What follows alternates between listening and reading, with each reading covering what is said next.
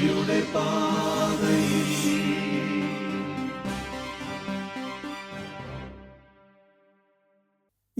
മിശിഹായ്ക്കും സ്തുതിയായിരിക്കട്ടെ.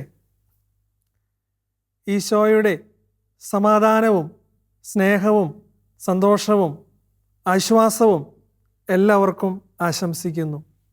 6ാം ക്ലാസ്സിലെ 4ാം പാഠമായ ദൈവരാജ്യത്തിൻ്റെ സുവിശേഷം അറിയിക്കുന്ന ഈശോ എന്ന പാഠഭാഗത്തിൻ്റെ 2ാമത്തെ ഭാഗമാണ് നമ്മളിന്ന് നിങ്ങളുമായി പങ്കുവയ്ക്കുന്നത്. ഒരു നിമിഷം നമുക്ക് പ്രാർത്ഥനയോടെ ആരംഭിക്കാം. കാരുണ്യവാനായ ഈശോയെ, അങ്ങയെ ഞങ്ങൾ ആരാധിക്കുന്നു, സ്തുതിക്കുന്നു. അങ്ങ് ഞങ്ങൾക്ക് നൽകിയിട്ടുള്ള എല്ലാ അനുഗ്രഹങ്ങളെയും ഓർത്ത് ഞങ്ങൾ അങ്ങേക്ക് നന്ദി പറയുന്നു. കഴിഞ്ഞ ക്ലാസ്സുകളിൽ ഞങ്ങൾ കേട്ട കാര്യങ്ങൾ ഞങ്ങളിപ്പോൾ ഓർക്കുകയാണ്. അതിനോട് ചേർന്ന് ഈ ആഴ്ച എടുക്കുന്ന പാഠഭാഗങ്ങളും മനസ്സിലാകുവാനും അങ്ങയെ പ്രഘോഷിക്കുവാനുമുള്ള അനുഗ്രഹം അങ്ങ് ഞങ്ങൾക്ക് നൽകണമേ. നിത്യം പിതാവിൻ്റെയും പുത്രൻ്റെയും പരിശുദ്ധാത്മാവിൻ്റെയും നാമത്തിൽ ആമേൻ. എല്ലാവർക്കും സുഖമല്ലേ? കഴിഞ്ഞ ക്ലാസ്സിൽ മാഷ് പറഞ്ഞ അസൈൻമെൻ്റ് എല്ലാം നിങ്ങൾ ചെയ്തിട്ടുണ്ടോ? ഡിൽഷ ചെയ്തിട്ടുണ്ട്. തോമസ് ചെയ്തോ? തോമസും ചെയ്തിട്ടുണ്ട്.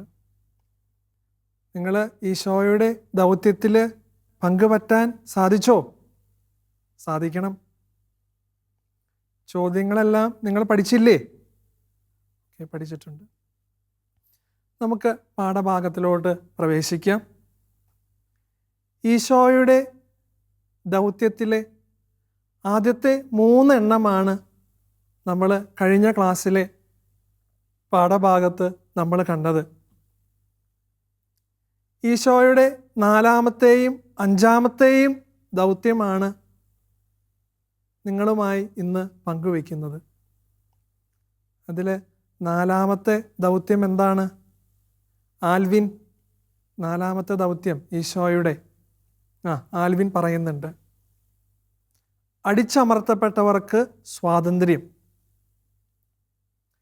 അടിച്ചമർത്തപ്പെട്ടവർക്ക് സ്വാതന്ത്ര്യം. ബൈബിളിൽ പാപിനിയായ സ്ത്രീയെ ഒരു കൂട്ടം ആളുകൾ കല്ലെടുത്ത് ഓടിപ്പിച്ചപ്പോൾ പാപിനിയായ സ്ത്രീ ഈശോയുടെ അടുക്കൽ വന്നു.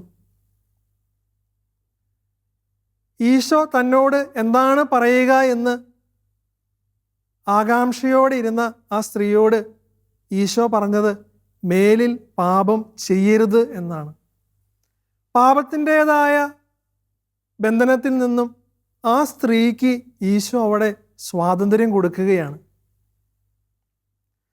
തളർവാദ രോഗിയെ ഈശോ സുഖപ്പെടുത്തിയപ്പോഴും പാപത്തിൽ നിന്നും രോഗത്തിൽ നിന്നും ഈശോ സ്വാതന്ത്ര്യം കൊടുക്കുന്നു. കുഞ്ഞുങ്ങളായ നമ്മളെല്ലാവരും ഈശോയുടെ സ്വാതന്ത്ര്യത്തിലോട്ട് വിളിക്കപ്പെട്ടവരാണ്. ഈശോ നമ്മുടെ നന്മയ്ക്ക് വേണ്ടി, നമ്മളെ രക്ഷയിലോട്ട് നയിക്കുവാൻ വേണ്ടിയാണ് ദൈവം നിയമങ്ങളെല്ലാം ഉണ്ടാക്കിയത്. എന്നാൽ അതൊക്കെ ഒരു അനുഷ്ഠാനങ്ങളായി മാറിയപ്പോൾ നിയമങ്ങളെല്ലാം അടിച്ചമർത്തലുകളായി മാറി. ഈശോ അതിനെയെല്ലാം വിമർശിക്കുന്നതായിട്ട് നമ്മൾക്ക് കാണാം. സാബത്ത് മനുഷ്യന് വേണ്ടിയാണ് എന്ന് ഈശോ പറയുന്നു. മനുഷ്യൻ സാബത്തിന് വേണ്ടിയല്ല, സാബത്ത് മനുഷ്യന് വേണ്ടിയാണ്. ഈശോ അങ്ങനെയാ. നമ്മുടെ ശാരീരികമായ മാനസികമായ പാപങ്ങൾ ചെയ്ത രോഗങ്ങളുള്ള എല്ലാ വിധത്തിലുള്ള ബന്ധനങ്ങളിൽ നിന്നുള്ള ഒരു സ്വാതന്ത്ര്യമാണ് ഈശോ നമ്മൾക്ക് തരുന്നത്. ഈശോയുടെ 4ാമത്തെ ദൗത്യം അതായിരുന്നു, അടിച്ചമർത്തപ്പെട്ടവർക്ക് സ്വാതന്ത്ര്യം. ഇനി ഈശോയുടെ 5ാമത്തെ ദൗത്യം എന്തായിരുന്നു? പറയാൻ പറ്റുമോ? സ്നേഹം എന്ന് പറഞ്ഞാൽ ഈശോയുടെ 5ാമത്തെ ദൗത്യം വളരെ മനോഹരമായ ദൗത്യമാണത്. സ്നേഹ പറയുന്നുണ്ട്. കർത്താവിന് സ്വീകാര്യമായ വത്സരം. വളരെ മനോഹരമായ ഒരവസ്ഥയാണത്. കർത്താവിന് സ്വീകാര്യമായ വത്സരം. ഈശോ അത് പ്രഖ്യാപിക്കുകയാണ്. എന്താണ് കർത്താവിന് സ്വീകാര്യമായ വത്സരം? കടങ്ങൾ ഇളച്ചു കൊടുക്കുന്ന, അനാഥരോടും വിധവകളോടും കരുണ കാണിക്കുന്ന, പാവങ്ങളുമായി പങ്കുവയ്ക്കുന്ന, അനീതിയും അക്രമവുമില്ലാത്ത, വിദ്വേഷവും പകയുമില്ലാത്ത ഒരവസ്ഥയാണ് കർത്താവിന് സ്വീകാര്യമായ വത്സരം. ഈശോ അത് പ്രഖ്യാപിക്കുക മാത്രമല്ല ചെയ്തത്, തൻ്റെ ജീവിതത്തിലൂടെ കർത്താവിന് സ്വീകാര്യമായ വത്സരം ഒരുക്കുവാനായിട്ട് അവിടുന്ന് പ്രയത്നിച്ചു. കുഞ്ഞുങ്ങളായ നമ്മൾക്ക് കർത്താവിന് സ്വീകാര്യമായ വത്സരത്തിൽ പങ്കാളികളാകാൻ സാധിക്കുകയോ? സാധിക്കണം.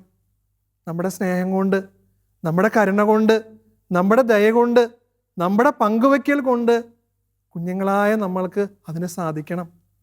എന്നാലേ നമുക്ക് ഈശോയുടെ വാക്കുകളോട് വിശ്വസ്തത പുലർത്തുവാനായി സാധിക്കുകയുള്ളൂ. നമ്മളപ്പോൾ ഈശോയുടെ 5 ദൗത്യങ്ങളെക്കുറിച്ച് കഴിഞ്ഞ ക്ലാസ്സിലും ഈ ക്ലാസ്സുകളിലുമായിട്ട് കണ്ടു.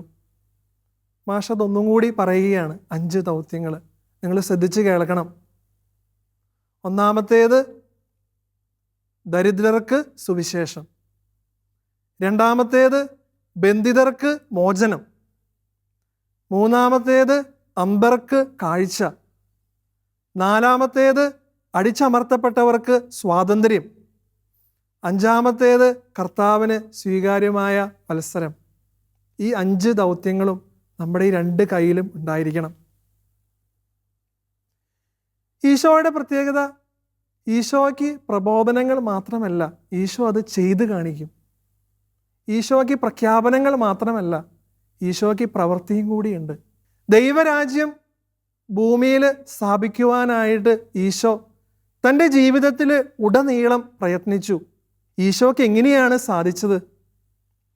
അത്ഭുതങ്ങൾ പ്രവർത്തിച്ച്, മറ്റുള്ളവരെ പഠിപ്പിച്ച്, വിമർശിക്കേണ്ട സ്ഥലങ്ങളിൽ വിമർശിച്ച്, ആവശ്യം വേണ്ട സ്ഥലങ്ങളിൽ തിരുത്തലുകൾ കൊടുത്തിട്ടാണ് ഈശോ ദൈവരാജ്യം ഭൂമിയിൽ സ്ഥാപിക്കുവാനായിട്ട് ഈശോ പ്രയത്നിച്ചത്.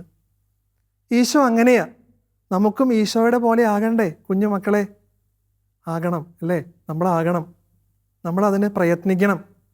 പിന്നെ കുഞ്ഞുങ്ങൾക്ക് വേറൊരു കാര്യം അറിയൂ മക്കൾക്ക്? എന്താണ്? നിങ്ങളെന്നും എത്തിക്കാറുള്ളൊരു പ്രാർത്ഥനയുണ്ട്. ഏതാണ് ആ പ്രാർത്ഥന? സ്വർഗസ്ഥനായ ഞങ്ങളുടെ പിതാവേ എന്ന പ്രാർത്ഥന. നിങ്ങൾ ആ പ്രാർത്ഥന ഒന്ന് ചൊല്ലി നോക്കിയേ. സ്വർഗസ്ഥനായ ഞങ്ങളുടെ പിതാവേ, അങ്ങയുടെ നാമം പൂജിതമാകണമേ, അങ്ങയുടെ രാജ്യം വരണമേ.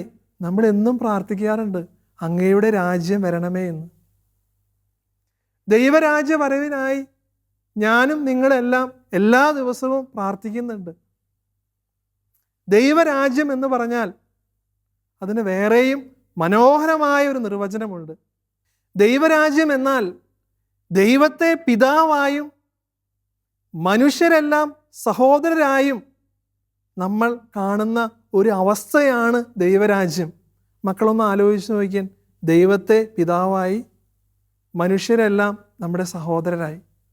അതല്ലേ ദൈവരാജ്യം? അതാണ് ദൈവരാജ്യം.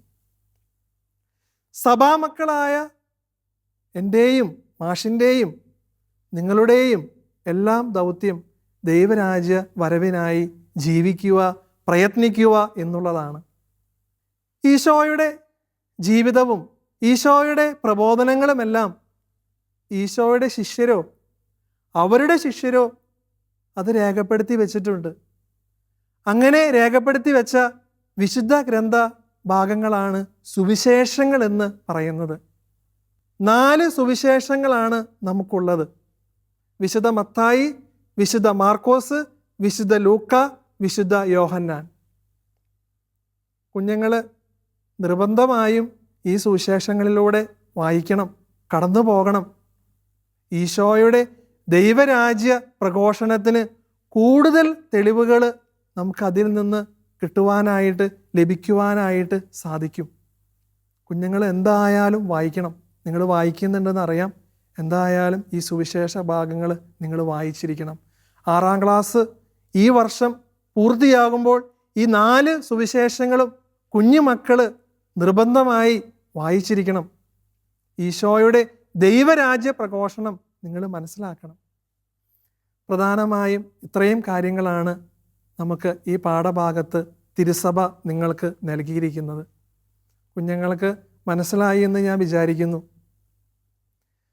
ഇനി നമുക്ക് ഈ പാഠങ്ങൾ നമ്മൾ പഠിച്ചു. നമുക്ക് എന്ത് ബോധ്യമാണ് നമ്മൾ ഈ പാഠത്തിലൂടെ നമ്മൾക്ക് കൈവരേണ്ടത്?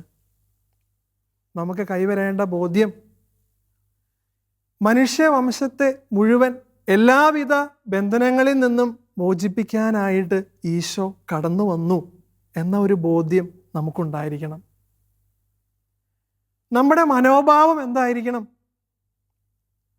നമ്മളെ മോചിപ്പിക്കാനായിട്ടാണ് ഈശോ കടന്നു വന്നത്. നമ്മൾ എന്താ ചെയ്യേണ്ടേ? കുഞ്ഞുമക്കളായ നമ്മൾ ഈശോയെ അനുസരിക്കണം. എന്ത് ശീലമാണ് നമ്മൾ സ്വായത്തമാക്കേണ്ടത്? നമ്മുടെ ഈ ബോധ്യങ്ങളും നമ്മുടെ ഈ മനോഭാവങ്ങളെല്ലാം മറ്റുള്ളവരുമായി പങ്കുവയ്ക്കണം. ഇനി നമുക്ക് 3 ചോദ്യങ്ങൾ കൂടി ഈ പാഠഭാഗത്ത് പറയുവാനുണ്ട്. നമുക്ക് ആ ചോദ്യത്തിലോട്ട് കടന്നു വരാം. 4ാമത്തെ ചോദ്യം, കർത്താവിന് സ്വീകാര്യമായ വത്സരം എങ്ങനെയുള്ളതാണ്? Page number 31. കടങ്ങൾ ഇളച്ചു കൊടുക്കുന്ന, അനാഥരോടും വിധവകളോടും കരുണ കാണിക്കുന്ന, പാവപ്പെട്ടവരുമായി പങ്കുവയ്ക്കുവാൻ തയ്യാറാകുന്ന, അനീതിയുടെയും അസമത്വത്തിൻ്റെയും നുകമൊടിക്കുന്ന, വിദ്വേഷവും പകയുമില്ലാത്ത വത്സരമാണ് കർത്താവിന് സ്വീകാര്യമായ വത്സരം. 5ാമത്തെ ചോദ്യം, ഈശോയുടെ വചനത്തിലും പ്രവൃത്തിയിലും സാന്നിധ്യത്തിലും ദൈവരാജ്യം മനുഷ്യർക്ക് പ്രത്യക്ഷമായത് എങ്ങനെ? 32ാമത്തെ പേജ് 2ാമത്തെ പാരഗ്രാഫിൽ, അപ്പം വർദ്ധിപ്പിച്ച് നൽകിയ രോഗികളെയും പിശാചു ബാധിതരെയും സുഖപ്പെടുത്തിയും ഒട്ടേറെ അത്ഭുതങ്ങളിലൂടെ ഈശോ ദൈവരാജ്യത്തിൻ്റെ സുവിശേഷത്തിന് തെളിവ് നൽകി. അവിടുത്തെ വചനത്തിലും പ്രവൃത്തിയിലും സാന്നിധ്യത്തിലും ഈ ദൈവരാജ്യം മനുഷ്യർക്ക് പ്രത്യക്ഷമായി. 6ാമത്തെ ചോദ്യം, ദൈവരാജ്യം എന്നാൽ എന്താണ്? പേജ് നമ്പർ 32, 3ാമത്തെ പാരഗ്രാഫ്, ദൈവത്തെ പിതാവായും മനുഷ്യവംശത്തെ മുഴുവൻ സഹോദരങ്ങളായും കണ്ട് സ്നേഹിക്കുകയും പങ്കുവെക്കുകയും ചെയ്യുന്ന അവസ്ഥയാണ് ദൈവരാജ്യം. ഇതുകൂടാതെ പൗലോസ്ലീഹായും പറയുന്നുണ്ട് ദൈവരാജ്യം എന്താണെന്ന്. ദൈവരാജ്യം എന്നാൽ ഭക്ഷണവും പാനീയവുമല്ല, പ്രത്യുത നീതിയും സമാധാനവും പരിശുദ്ധാത്മാവിലുള്ള സന്തോഷവുമാണ്. ഇതാണ് നമുക്ക് പഠിക്കുവാനായിട്ടുള്ള 6 ചോദ്യങ്ങൾ. ഈ ആഴ്ചയും ഒരു ഹോംവർക്ക് തരികയാണ്. ഈശോയുടെ 2 ദൗത്യങ്ങൾ, ഇന്നത്തെ ക്ലാസ്സിലെടുത്ത 2 ദൗത്യങ്ങളിൽ നിങ്ങൾക്ക് എങ്ങനെ പങ്കുപറ്റാൻ സാധിക്കുമെന്ന് നിങ്ങൾ എഴുതിയിട്ട് നിങ്ങളുടെ ക്ലാസ് ടീച്ചർക്ക് അയച്ചു കൊടുക്കുക. നമുക്ക് ഒരു പ്രാർത്ഥനയോടെ അവസാനിപ്പിക്കാം. കാരുണ്യവാനായ ഈശോയെ, കഴിഞ്ഞ 2 ആഴ്ചകളായി 6ാം ക്ലാസ്സിലെ 4ാം പാഠമായ ദൈവരാജ്യത്തിൻ്റെ സുവിശേഷം അറിയിക്കുന്ന ഈശോ എന്ന പാഠഭാഗം ഞങ്ങൾ പഠിച്ചുകൊണ്ടിരിക്കുകയാണ്.